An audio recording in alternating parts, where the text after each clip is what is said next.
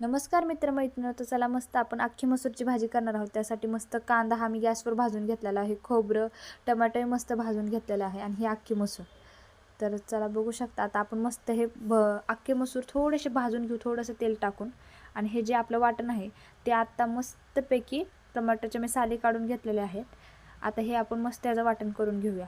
तर मस्त जिरी मोहरा कोथिंबीर आणि कढीपत्त्याचा लसणाचा मस्त तडका देऊया, बारीक चिरलेला कांदा आणि हे जे आपलं आहे मस्त वाटण, तिखट हळद मीठ, किती छान दिसत आहे. आणि हे वाटण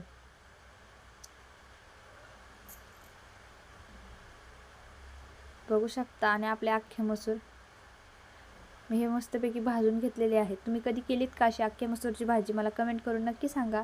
आणि ह्यात थोडंसं कोमट पाणी घालायचं आणि जरा वेळ झाकून ठेवायचं. वाफेवर आपण हे शिजवणार आहोत. वरती मी प्लेटमध्ये थोडंसं पाणी टाकलेलं, जेणेकरून ते उकळी फुटल्यावर हे